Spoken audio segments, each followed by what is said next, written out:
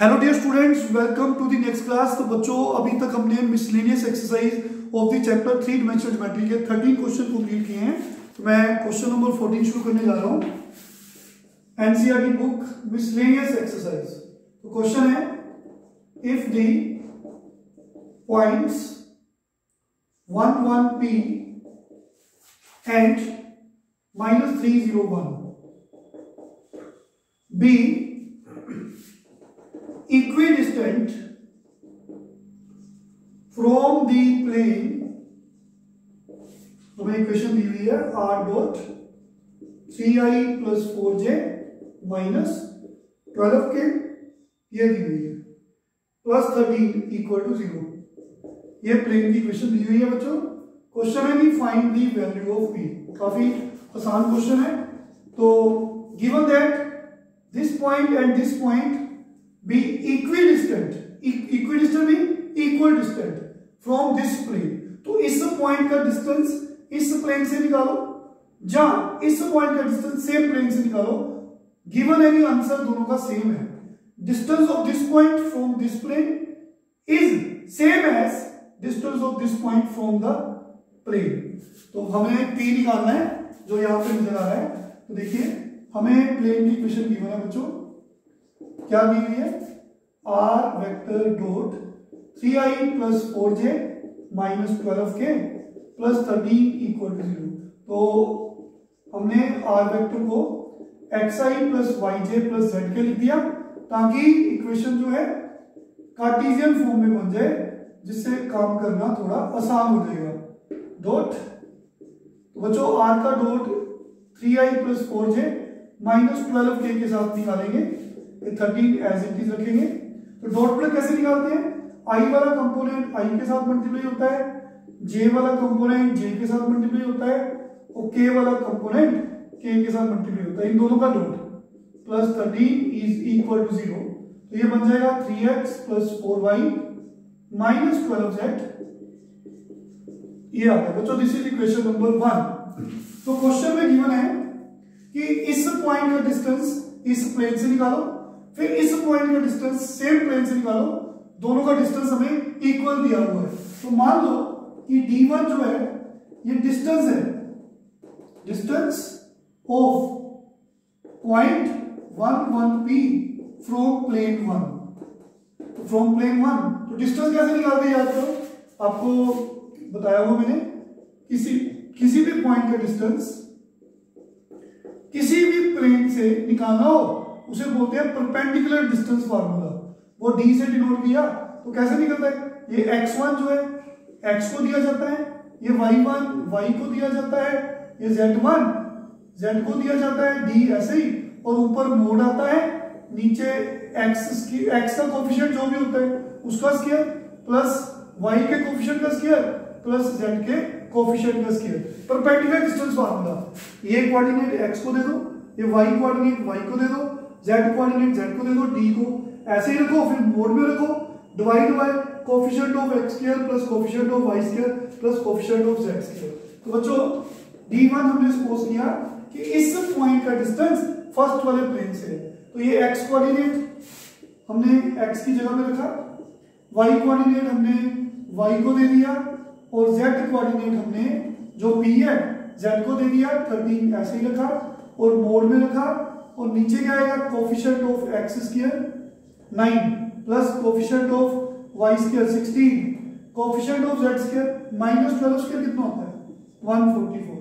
तो बच्चों d1 कितना बन जाएगा, 3 + 4 7 7 + 13 20 -12p, और इसको मोड में रखो, इनको प्लस करो, 144 + 9 153 और 60, ये बन गया 169 है ना। ये 25 है, 114, हाँ 25। तो बेटा ये टोटल 169 है, तो 169 का अंडर रूट होता है 13। ठीक है, तो ये आ गया, d1 आ गया। अब हमने d2 निकालना है।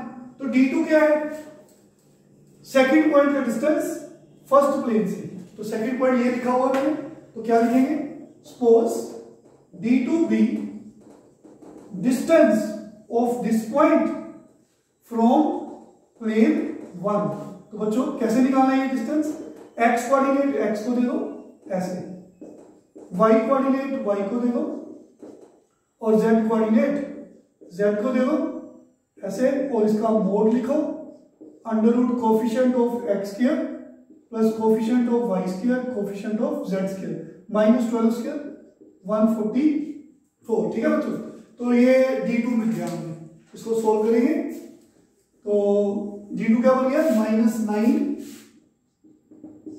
प्लस 0 -9 -12 -21 होता है ना, तो -9 -12 -21 -21 प्लस 13 -8, तो -8 का मोड नीचे फिर 13 आएगा, तो बच्चों d2 आ गया -8, हाँ जी, और का मोड +8 हो जाएगा, तो 8/13 बन गया। अकॉर्डिंग टू गिवन दोनों डिस्टेंस बराबर है, इक्वी डिस्टेंट, तो d1 की वैल्यू कितनी है 20 - 12p मोड में, और नीचे 13 है, इधर 8/13 है। बच्चों जानते हो ये दोनों तरफ से 13 कट गया, फाइन। तो देखिए अगर हम मोड को हटाएंगे तो क्या बनेगा 20 - 12p प्लस -8। अगर मोड के अंदर 8 लिखूंगा तो तब भी आंसर 8 ही आएगा, और मोड के अंदर अगर -8 लिखूंगा तब भी आंसर 8 आएगा, तो दोनों केस में आंसर 8 आएगा। तो मोड को हटाना है तो प्लस माइनस लिखना पड़ेगा।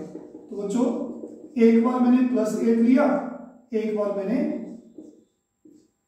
-8 लिया, यहां से 20 - 8 कितना होता है 12, तो यहां से p की वैल्यू आ गई 12/12 1, तो यहां से 28 इज इक्वल टू 12p, तो p कितना आ गया 28/12 4 7 था 4 3 था, तो p की वैल्यू 1 और 7/3। दिस इज आंसर, समझ आ सकता है। तो very easy sum, very important question, this is question number 14। Now we have question number 15. Question 15. Find the equation of plane passing through intersection of, ऐसे क्वेश्चन हमने पहले भी किए हैं, प्लेन्स। बच्चों मिसलेनियस से आपकी रिवीजन हो जाएगी चैप्टर की। r dot i plus j plus k is equal to 1 and r vector dot 2i plus 3j minus k plus 4 is equal to 0 and parallel to x axis. देखिए बड़ा अच्छा question है ये। सबसे पहले equation of plane passing through two given planes, तो इनको हम जो वेक्टर फॉर्म में प्लेन ना कार्टेशियन फॉर्म में बनाते हैं। तो equations of given planes are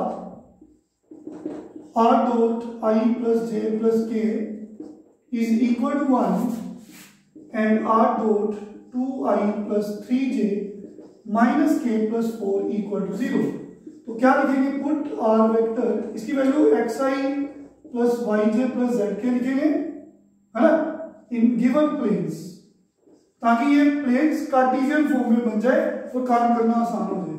तो जो r को मैंने पुट किया xi yj zk और dot i plus j plus k is equal to 1, और इधर फिर से xi plus yj plus zk dot 2i plus 3j 2i plus 3j minus k plus 4 equal to 0।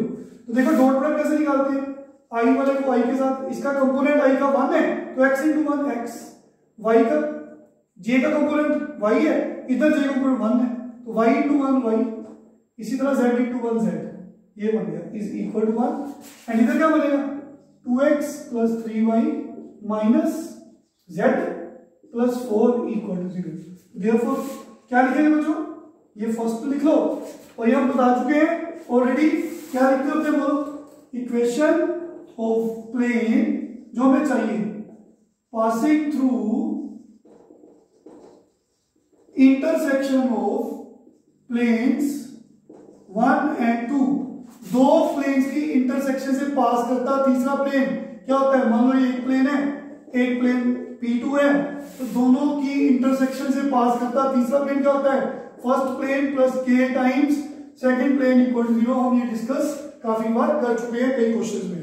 तो क्या लिखोगे, equation of plane passing through intersection of 1 and 2 is given by first plane कौन है, x plus y plus z, ये 1 को इधर ले लो -1, ये फर्स्ट प्लेन हो गया। फिर k टाइम्स सेकंड प्लेन कौन है, 2x plus 3y minus z plus 4 equal to 0, इसको ठीक है बच्चों, ये प्लेन है तो इसको इकट्ठा कर लो, एट कोफिशिएंट्स x से इकट्ठा करो, ब्रैकेट खोलो, जैसे ही ब्रैकेट को खोला तो बच्चों ऐसे बन गया x कॉमन, फिर 1 plus 3k y common, 1 plus sorry minus आएगा ना z के साथ, 1 माइनस के जेड, देखिए आ गया ना z माइनस के जेड, और बाद में कांस्टेंट कौन से हैं, 4k माइनस 1, तो दिस इज द, ये इक्वेशन है ना बेटा, ये इसका नाम डाल दो 3, ठीक है, इसका नाम डाल दो इक्वेशन नंबर 3। तो ये प्लेन है जो दोनों प्लेन्स की इंटरसेक्शन से पास करता है, first plane plus k times second plane equal to 0। मैंने ब्रैकेट्स ओपन की तो ऐसे लिख दिया, कांस्टेंट टर्म अलग होगी ना, 4k minus 1 is equal to 0, ठीक है बच्चों, 4k माइनस 1 इक्वल टू 0, ये आपकी इक्वेशन नंबर 3 है। तो इस प्लेन की इक्वेशन हमें चाहिए, उसके लिए हमें k चाहिए, k मिल गया तो आंसर आ जाएगा। Given that required plane is parallel to x axis, तो बच्चों x एक्सिस में एक लाइन है, तो प्लेन x एक्सिस के पैरेलल का मतलब क्या है, मान लो ये प्लेन है जिस बोर्ड पे मैं काम कर रहा हूं, और x एक्सिस ऐसे एक लाइन है ना बच्चों, एक लाइन है बेसिकली, तो प्लेन और लाइन पैरेलल कब होती है, मान लो ये मार्कर x एक्सिस से काम कर रहा है, क्योंकि ये प्लेन ऐसे है, ये जो सामने आपको नजर आ रहा है बोर्ड, ठीक है, उसके सामने ऐसे कोई भी लाइन एक्ट कर लो, ये मार्कर है, पेन रख लो, सपोज करना है, सिर्फ समझना है सिचुएशन को, ये प्लेन और x एक्सिस पैरेलल है, तो बच्चों प्लेन का जो नॉर्मल होगा, ये प्लेन का नॉर्मल है, प्लेन के परपेंडिकुलर लाइन x एक्सिस ये वाली जो प्लेन के पैरेलल है, तो normal line to the plane is always perpendicular to x axis. In this situation जो नॉर्मल लाइन होगी ना, परपेंडिकुलर लाइन प्लेन के, वो x एक्सिस के परपेंडिकुलर होगी, ठीक है। तो क्या लिखेंगे, since it is given that plane, कौन सा प्लेन जो चाहिए, थर्ड, इज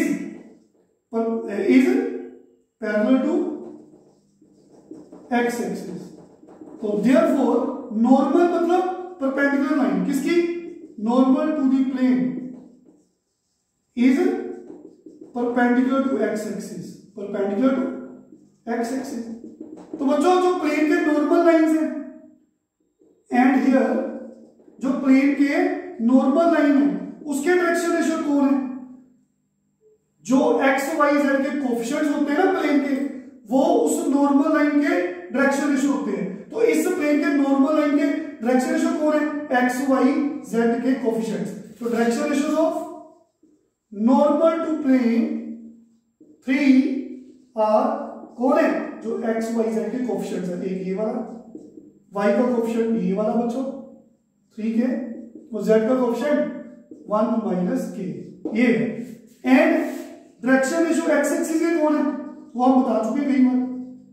तो डायरेक्शन रेशियो x एक्सिस के क्या होते हैं, 1 0 0, ये हमने लास्ट क्वेश्चन में भी बताया था, कुछ क्वेश्चंस पहले x एक्सिस प्रूफ भी बताया था मैंने, ठीक है बच्चों, cos 0, cos 90, cos 90, उनकी वैल्यूज आ जाएगी 1 0 0। तो याद रख लो x एक्सिस के डायरेक्शन रेशियोस हमें पता लग गए। तो दो लाइंस परपेंडिकुलर हैं, normal to the plane and x axis, तो उनमें रिलेशन ये भी बता चुके हैं। ये फर्स्ट लाइन जिसके direction ratio a1 b1 c1 है, ये सेकंड लाइन जिसके direction ratios a2 b2 c2 है, तो ये परपेंडिकुलर होती हैं, a1 a2 plus b1 b2 plus c1 c2 0। तो यहां पे क्या लिखेंगे, therefore 1 plus 2k into 1 plus 1 plus 3k into 0, वही a1 a2 plus b1 b2 plus c1 c2, ये बच्चों into 0, a1 a2 plus b1 b2 plus c1 c2 equal to 0। ये भी खत्म, ये भी खत्म, तो यहां से k की वैल्यू मिल जाएगी -1/2। तो बच्चों k मिल गया, तो k की तो वेट कर रहे थे, थर्ड इक्वेशन में जाइए, k की वैल्यू पुट कर दो, you will get the answer. Check करें, चलो तो ये थर्ड इक्वेशन में जाएंगे, write down from equation number 3 equation of required plane is, ये देखिए 1 + 2k, ये 1 + 2k तो 0 है, तो ये सीधा ही 0 हो गया, 0x। ये देखिए 1 + 3k, तो k की वैल्यू -1/2 है, तो ये -3/2 हो जाएगी इंटू y, k की वैल्यू कितनी है -1/2, ये प्लस हो जाएगा ना, तो यहाँ पे k की वैल्यू कितनी है 4 × -1/2 -1, ठीक है बच्चों। तो ये आंसर आ गया 0x, एलसीएम लो 2 - 3 -1/2, यहाँ पे आ जाएगा 3/2, ये कटिंग होगी -2 - 1 -3, तो यहाँ पे छोड़ना है, यहाँ पे छोड़ दो, 0 छोड़ना है छोड़ दो, एलसीएम ले लो, कितना आ गया एलसीएम लिया, देखो बच्चों यहाँ पे लिख देता हूँ, 0 खत्म हो गया, एलसीएम ले लो, माइनस ये बचा ना -1/2, 3/2z -3 = 0, एलसीएम लिया -1 + 3z, तो नीचे जो 2 था उधर जाके 0 हो गया, एलसीएम लिया, तो ये आंसर आ गया। चाहे ऐसे भी लिख सकते हो, -1 से डिवाइड कर दो, तो this is the equation of required plane. तो आज हमने 15 सम्स कंप्लीट किए, नेक्स्ट लेक्चर में आगे कंटिन्यू करेंगे, तब तक आप इन क्वेश्चंस की प्रैक्टिस करो। Thank you very much, take care.